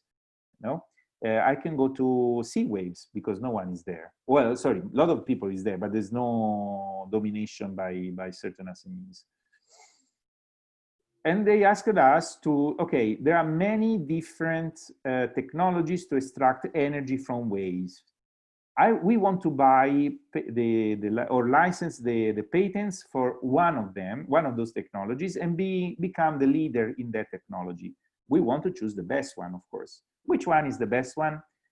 This question is like asking who will win a race in the Olympic Games. Who knows? We can, of course, try to get our best guess by studying what are the technologies, what are the advantages, disadvantages. So we can try to answer that question. But actually, it turned out that if you want to do really a crossover in a clever way and make money, we don't want to bet on one player who might lose. We want to bet on something that every player will need to use in any case, whoever wins the race. For example, in this metaphor about the race, the device that are the starting point of every player. So in practical terms, we noticed that the patents that are related to the extracting energy from sea waves were concentrating on various classes. The one about the main aspect of the technology, so converting the mechanical energy of the waves into electricity, were all in the classes related to energy production, to simplify. Okay, and this is where there were several different alternatives, several different technologies. Who knows which one was best? But we also noticed that there were a lot of patents appearing in classes like port wall construction, port building, in ship building, and so on.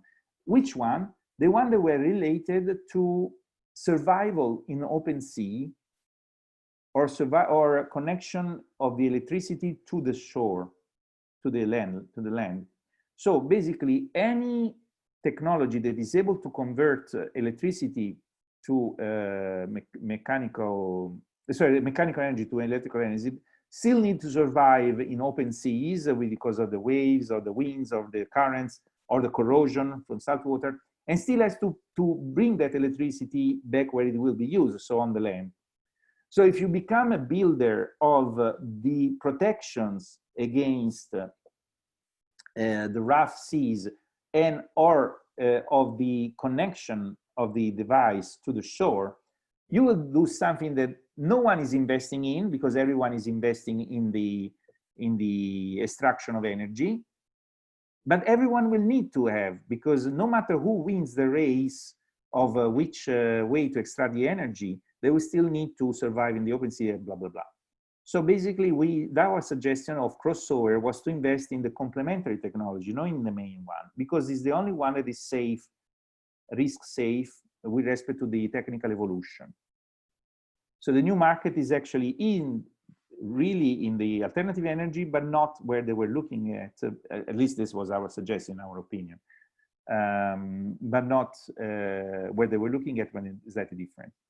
Now we move to the, we go even farther in trying to predict the future. Yesterday I told you, anticipated you, that it's actually possible by studying patterns to predict the evolution of technology, and so in a sense to predict the future.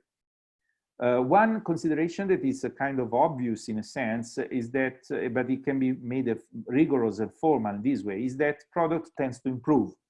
So if we define the ideality of a product by the number, a parameter ideality, which is done by the number of useful things or benefits that the product does over the non-useful or harmful things that that product does, of course, the improvement as a definition now, improvement means that this parameter is increasing. So at the end, the ideal product will only have useful functions or benefits, and will have no cost or no harmful side effect, not useless functions. And actually, another law of the production, of the innovation, which is have been theorized many years ago, and now there are a lot of proofs of it, that there are 4 stages of technological evolution, and there are patterns that you can see in the diffusion of the innovation. So let's look at the first curve, the one on the top left.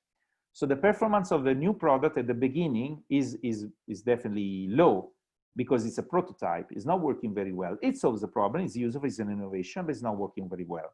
You have to improve it, improve it, improve it, and the performance increases. At a certain point, it becomes almost perfect. It's a mature product. You cannot improve it anymore, and then the performance stays the same. Profitability, of course, at the beginning, you're investing in research, so profitability is actually negative. Then you start to selling it because it's good enough to go to the market, and it improves the profitability with the improving of the product. But then, of course, when it becomes mature and you cannot improve it anymore, it becomes obsolete. A new solution will come to the market, and then the profitability goes down and decreases to 0 when the product is really obsolete and no one is buying it. You want to try to understand which part of this evolution you are in. And actually, and now we move to the right, the type of invention and the number of inventions, so the patents that are related to this life cycle of a technology, have a distinctive shape. At first, there's only one invention, the one that started everything. Then there's an improvement, an increase in the number of inventions because of the improvements, and it follows this particular shape. So the point is that if I want to understand what the future will be for my technology, I want to know in which part of this curve on the left I am, but it's very difficult to estimate the performance. But luckily enough, I can estimate the number of inventions, which is easier to spot these two spikes. Before going to the real example, let me tell you also that, of course, the performance or value curve tells you when the product reached the maturity and started being obsolete. At that point, there will be a new product with a new technology. They will take over the market. At a certain point in the market, we switch from one technology to the others, from mobile phone to smartphone. When that will happen, we don't know. But we know that it will happen more or less when the product has reached this maturity and the substituting technology is increasing its performance over the prototype stage. Okay, so if I can also compare technology using this technique, I should be able to predict, more or less, of course, with a certain time window, when this will happen. So, first case, if I'm able to study the patterns related to a certain technology and I see that the maturity is not being reached yet, of course, it still makes sense to invest in that technology because it will be growing in the future. If, on the contrary, on the bottom, the technology is already in this declining stage, it doesn't make sense for me to invest in it because sooner or later, it will become obsolete and a new technology will take over. Let's look at an example. For example, you know that additive manufacturing, it's a very important way of producing things nowadays, also for industries, not just for makers, 3D printers, but it all originated from a technique called stereolithography. If you look at the patents of stereolithography, you see that they are now declining. If you try to put them on this S-curve that we saw that it has already reached the maturity stage. Indeed, no one nowadays is relying on stereolithography that much. On the other hand, other types of additive manufacturing patents of other technology are still in the growth stage left. So, of course, it's a growing field. So you don't want to invest in stereolithography anymore, but you will still want to invest in other additive manufacturing techniques. Now, let's see two real cases that we were asked to perform a foresight exercise by a governmental institution in 2010 about biomedical devices. One of these biomedical devices were indicated as a new, very promising product for curing all types of cancer. So it was considered like a miraculous product that with almost no side effects that can destroy cancer without harming the rest of the body. And so there was a great hype about it. We were asked, this was considered a rather new product. And we were asked to study if that was true, of course, also for other devices. And actually, we found, looking at the pattern, this distinctive pattern of obsolescence. So this product was not actually that new. And for sure, it seemed to be already in a declining stage from the technological evolution point of view. Also, these, of course, when you talk about biomedical devices, there's the life of people involved. So we didn't want to rely only on one signal. We want to find as many signals as possible to corroborate our predictions. So we also cross-checked it with doctors, interviewing doctors, and we looked at the problems that have been contained in the patents. And actually, it turned out that this is not true, the claim that there was no side effects, no collateral damage. There were many of them, too many of them. So basically, we contradicted the expert prediction that this product was the future. And of course, the experts were not very pleased. They said, no, this is not true. This product is very relevant, it's very important, it's the future of the cure of cancer. 6 years later, we checked the results of our prediction, and of course, we were right and the experts were wrong. Actually, we also discovered that some of these experts had the stakes in the production of this device, so were not very objective in assessing its performance. They were not cheating necessarily, they were just too involved to see things. So they were genuinely thinking it was the future, but they didn't have an objective point of view. So in 2016, it was clear in the medical literature that that these devices were not able to cure every cancer because of the collateral damages. Yes, it's the number of patents. Yes, a person is asking what are the units of the epsilon axis? Is the number of patents? Yes, it is. So just by studying the number of patents of a certain technology, you are able to tell you if there is this trend or not, the maturity level. You have to be careful not to introduce noise. So again, the quality of the search is important to get this plot right. This is confirmed by Wikipedia. If you look at Wikipedia for this device, which is called HiPEAC, in 2010, the web page say that this device is a highly precise medical procedure that successfully applied in the treatment of cancer to many types of cancer. You can read bone, brain, breast, blah, blah, blah. No, and also look at this, no effect on the surrounding structures. Actually, if you look at the same page in 2016, it says that this technology, first of all, it needed to be improved with guidance from magnetic resonance, but it's not a highly precise and successful. It's an early stage medical technology that is typically performed to treat, it's been approved to treat only fibroids and prostate, sorry, to treat only one type of cancer, uterine fibroids, and as a palliative therapy, so just to cure pain from 2 cancers. So you see that the claim have been drastically reduced from every type of cancer with no side effect. The side effects are so much that you need an extra guidance with the magnetic resonance, and the cancer it applies to is only one, and then for other 2, it's only a side therapy for pain. And this was already predicted 6 years before, but the people didn't believe that.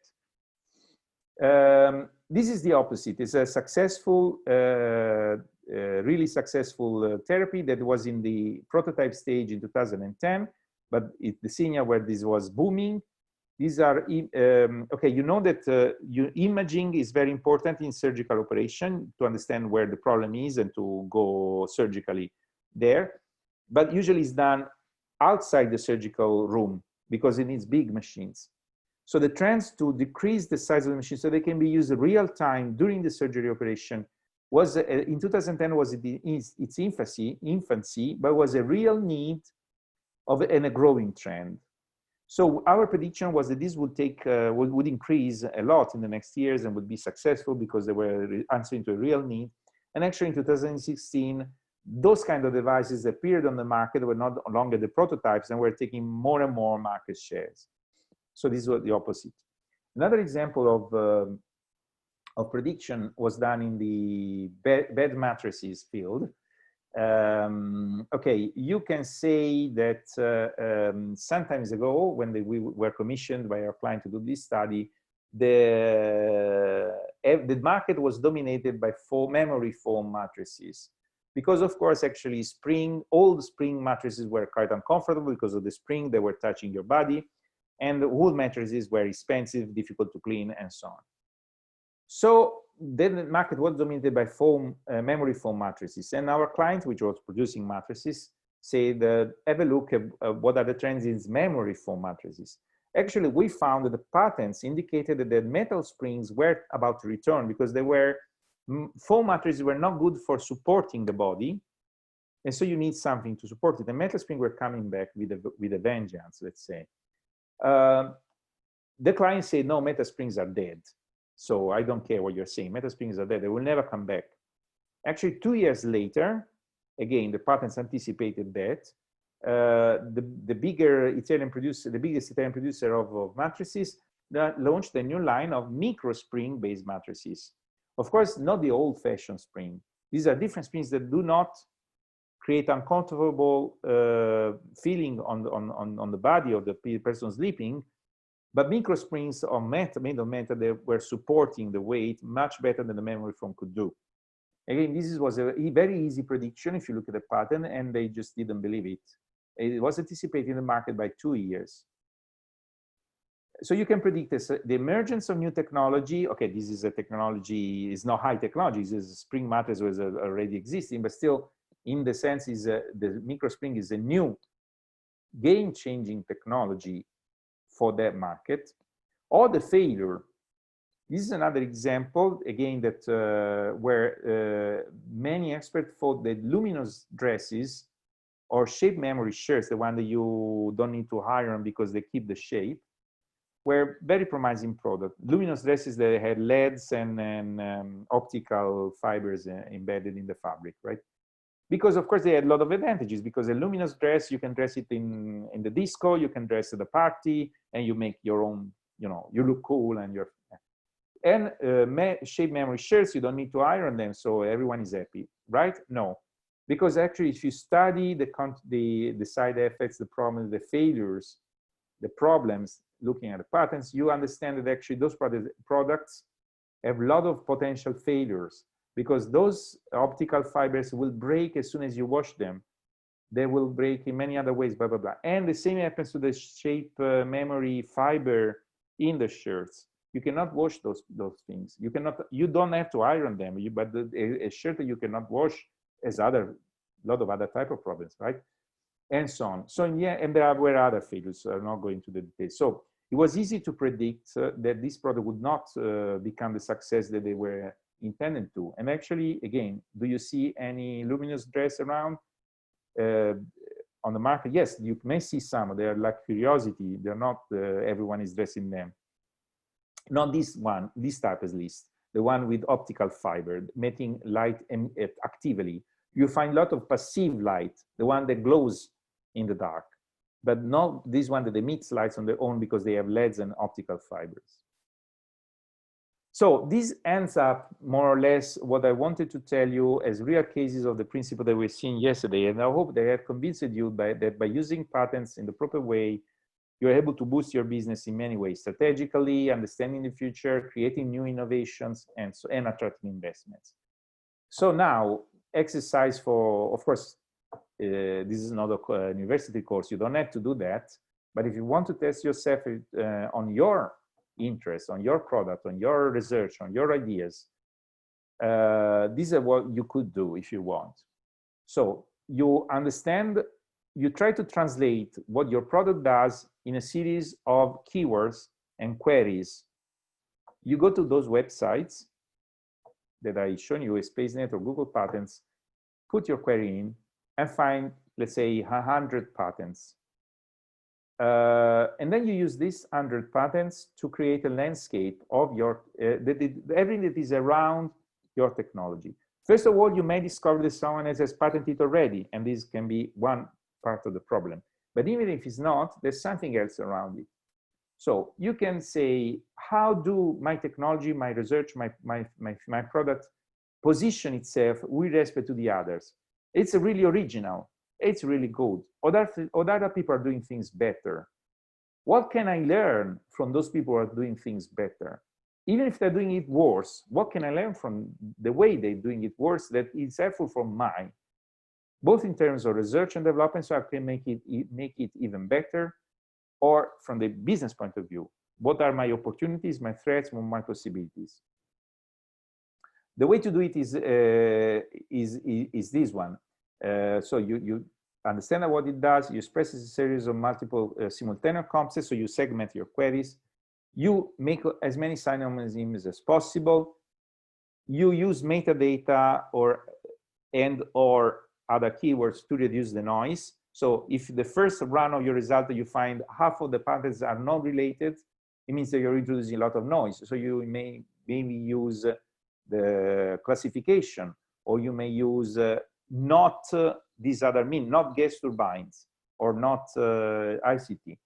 And then you restrict and you find a more precise, and you iterate this by 2 or 3 times until you get a set of patterns which is clean enough and complete enough to give a picture of what your product is in the global scenario. And then you use it, as I said, let's say that your focus is to identify potential threats. Might be different, maybe improving your solution. It might be, so of course, it depends on your focus, also the query you are doing, but in a sense. Let's say, for example, that you want to identify potential threats. You have to understand what that could be. For example, they can be during the commercialization phase. So your product is not can be copied, it's not unique, or it can be competitive, so your product is not unique on the market, and so on. Before running the patent analysis, I invite you to first make an estimate of what you could find, and then check if that turned true when you, for example, you say, oh, well, I only have 2 competitors. That's my estimate. And then you realize maybe that when you run the patent search, you have 20. So these may change things a bit in your strategy, right? And then, of course, you can still use the patents to find countermeasures. So let's say that you have 20 competitors. What do? You have to distinguish your solution from all of them. So you study what they are doing, what you are doing, and see if there are too many contact points. You have to improve your solution to make it different. So it's a guided innovation. It's not, okay, let's see what I can come up with. I have to come up with something that brings me in a different direction from all of the other 20 ones. Let's say that your focus is not to spot threats, but to just position get a better position in the competitive scenario. First of all, again, try to guess. What do you expect? How many people are doing the same things? How many competitors do you have? How many technical variants? What is the geographical focus? Is the United States, is Europe, is everywhere, is China? Then you do your query and see how many patterns you find. You may reproduce, it's easy with an Excel, these charts, these charts here, and use them to understand how you position yourself.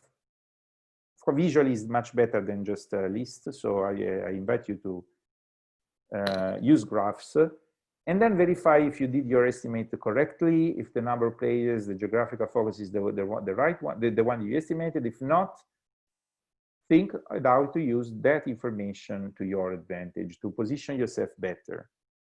For example, no one is producing or commercializing or patenting things into that market. Maybe I want to go there. Or the reason why nobody's going to go there, so I don't want to go there either. I don't spend money in there, and so on. This ends for today's lessons. So now, of course, if you have other questions you wanted to ask, please do it so. Okay, there is a question. Is there any automated tool for analyzing pattern and producing a final report containing market threat analysis? Yes, Erre Quadro is one of them. But they're all commercial, so you have to pay for them. So I would not advise, unless you really want to do it many times to do that, because you would have to pay for it. There are many, actually. So again, this is not, there's a lot of competition in that respect. Some of them are good, some of them are a bit less good. If your interest is just understanding for your product, I would say it's cheaper and you have more control if you do it on your own than using an automated tool. Also because the automated tool have the problems that it's automated, but then you have no control on what's happening. So if you miss something, you don't know why, you don't even know that you're missing it. So usually if it's only one, doing it on your own is much better. The automated solution, if you want to do hundreds, but yes, there are tools that do that.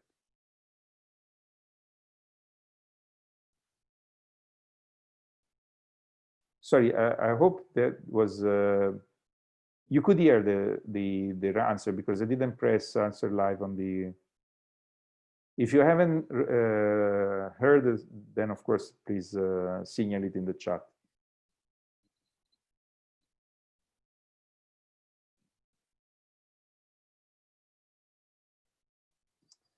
Do you have any suggestions on how to properly read the patents? They are quite long and some are written cryptic. Yes, I have some suggestions.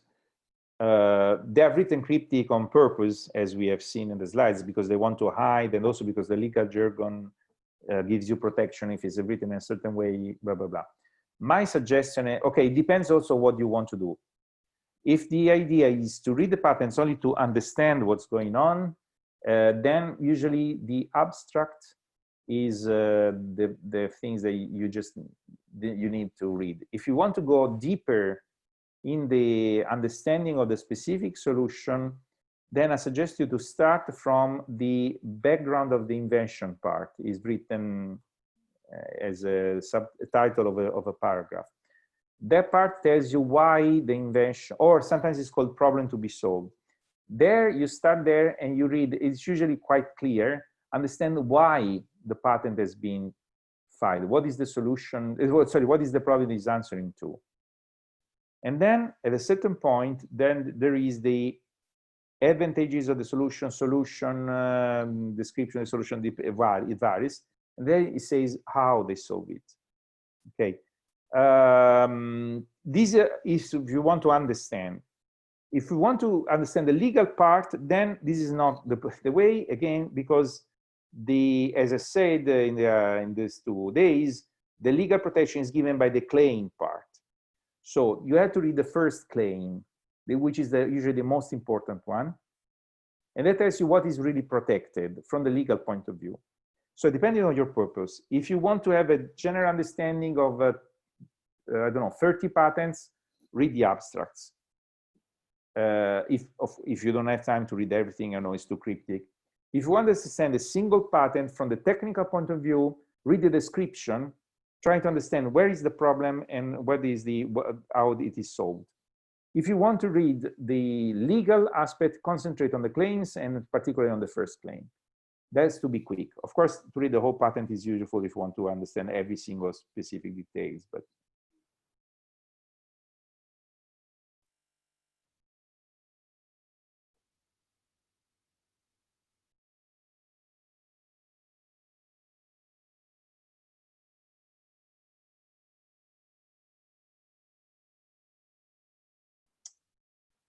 what is the typical cost for filing a patent?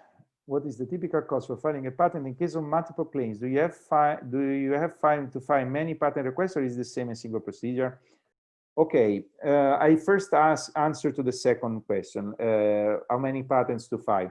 So you can have as many claims as you want in the same patent. There are patents with 1,000 claims, which is crazy in my opinion, but okay, some companies do that.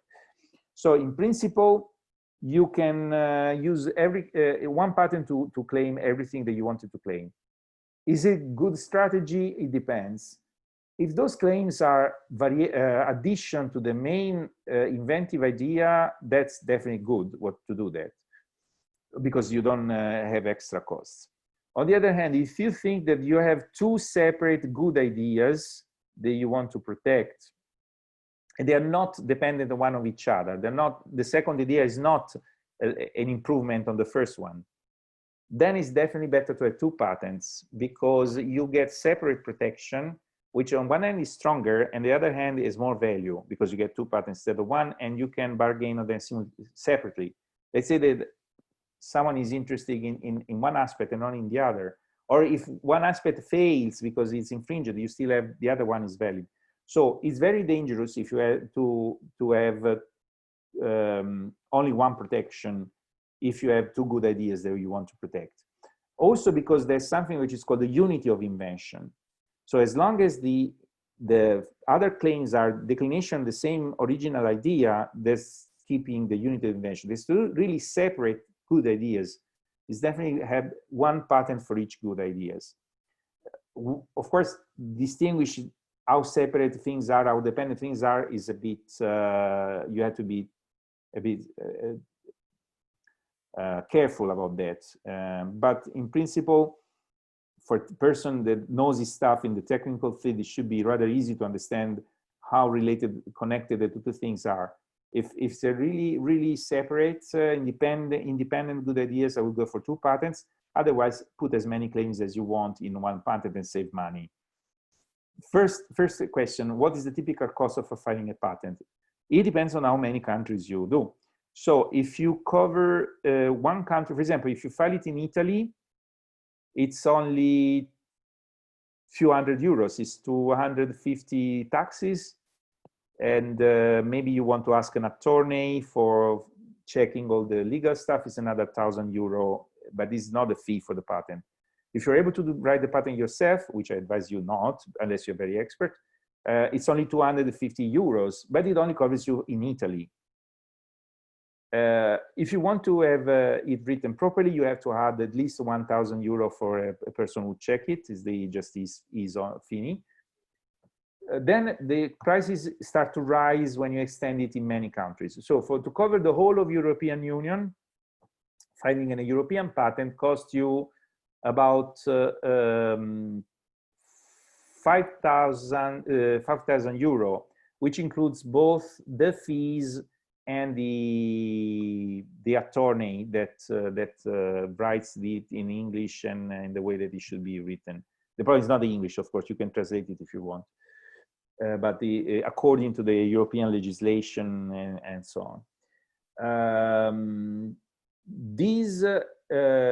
Europe, by the way, is a particular case because, of course, it's not a single country, but the European Union is introducing a legislation for which you don't have to extend in every single country paying a single fee. The European patents should be valid in any country just when you pay. This is not yet this way, but it probably next year will be this way. So there's no need to pay extra fees for the other countries. A similar price you can expect to go to the United States, like between 4,000 and 5,000 euro. So you can start the first year with the patent in your country, let's say Italy, for a few hundred euro. In 1 year, you decide if it's convenient for you to go anywhere else in the world, and then you start extending it. Expect 5,000 for Europe, 4,000 or 5,000 for United States, and maybe if you want to extend to China. So if you want to have a global coverage in all the major economies, you may expect to end up spending around 20,000 euro or a bit more for the major economies, because you go for the world patents and then extend it to 3 or 4 countries, let's say Japan, China, and so on. If you want to extend it everywhere in the world, it might reach 50, in every single country, 50, 60,000 euros. But again, it probably is not necessary to have that kind of coverage. So it's quite costly. But as I said yesterday, don't be scared, because there are a lot of incentives from many governments for that. One are they give you money, or they give you back money as tax deduction for what you have spent or you're going to spend. For example, I want to extend my Italian patent, which I only paid a few hundred euros, into Europe and United States, but I don't have those 10,000 euros to do that. Well, they are incentivized by the Italian government, Brevetti Plus, blah, blah, blah, and they basically cover all the costs for you.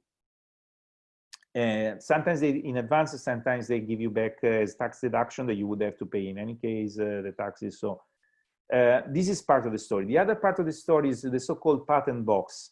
Many European countries has introduced this patent box procedure, for which all the revenues that you can claim and demonstrate that are related to your patented device or product or service get a deduction from the taxes. The taxes on these revenues are reduced up to, say, 10%. So again, you save a lot of money in taxes by having a patent, taking advantage of these incentives. So the costs are high, but don't be scared, because the governments in Europe, at least, they're helping the companies in covering those costs or recovering those costs by tax deduction or also on profits. Actually, it might be even in a gain, because if you spend, let's say, 20,000 euro for having a patent, but then using the patent box, you can save 100,000 euros in taxes that you would not save without having the patent. Then, of course, the difference, 80,000, is in your favor. So it's an investment, it's a cost. It might be very high if you want to have an international protection for a startup, at least for a researcher, but it might be worth it. Also, because sometimes you don't even need to pay those money. Depends on the nation. Some countries give you the money in advance, some countries give you money later on as a refund.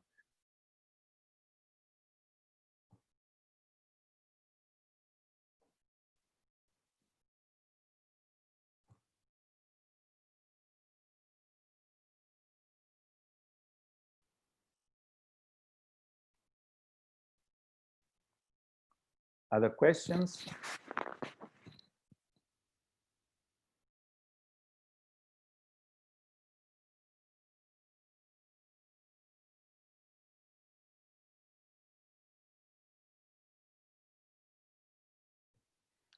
Okay, if there are no other questions, then I thank you very much for the attention, for the questions. And again, if you have other doubts, you may write me an email. But this is the end of this course. So thank you very much and goodbye to everyone.